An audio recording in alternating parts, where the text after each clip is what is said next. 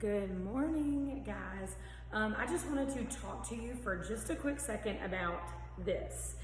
A lot of you had some issues in completing this Venn diagram, and I just wanted to go over the correct answers with you. So if you see something like this in the future, you know what you're supposed to do, okay?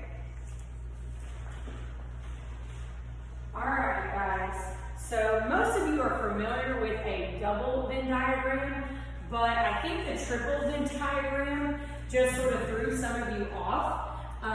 But the thing is it's just like a normal two overlapping circles Venn diagram. So you've got your elements up here, your mixtures over here, your compounds right here. So where all three of those circles overlap right here in the middle is where you're going to tell me something that is true about all three of these. And there were a couple of different things you could say. You could say that they are all a composition of matter. You could have said that they all have atoms. There are actually several different things you could have said about this. But those are probably the two of the easiest ones that you should have put in that location. Okay, so then the outermost location is how you're going to tell me how each one of these is different from the others. So you could have said about elements that they exist on the periodic table. You could have told me that they cannot be broken down because the other two can. You could have said several different things. You could have said that it was the most simple of a substance. You could have said they exist as monatomic and diatomic because that does not apply to the other two things. But whatever you put up here cannot apply to anything else. So some of you up here told me that elements were a pure substance, and you got that wrong because that also applies to compounds. So anything that's up here cannot apply to the other two areas. All right, so with compounds, you could have told me that it's a set ratio.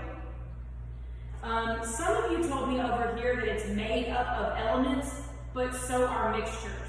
So everything over here cannot apply to the other two. So unless you put that it was made up of elements in a set ratio, you are going to get it wrong. Okay? You could have put that these can be chemically broken down, meaning in a chemical reaction. Okay, so yes, both, if you just put that they were broken down, that is wrong because both mixtures and compounds can be broken down. They're just broken down in different ways. Okay? So mixtures, a lot of you told me that they contain elements and compounds, and I let that one slide. That's not exactly what I wanted you to put there, but these can be broken down physically. Or you could have put that sorry guys. Teachers, cafeteria is requesting your numbers for lunch today. Thank you. Okay. Anyways, so you could have told me that these could be broken down physically, meaning you could physically pull the pieces apart. Some of you told me what was that thing you guys wrote? Oh man, now I can't remember.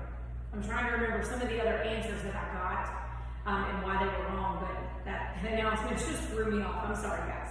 Okay, so in a lot of you got these three right, but these ones in the middle of the two kind of threw you off. So for this one, like elements and mixtures, you have to tell me how they are alike, but it cannot apply to the compound.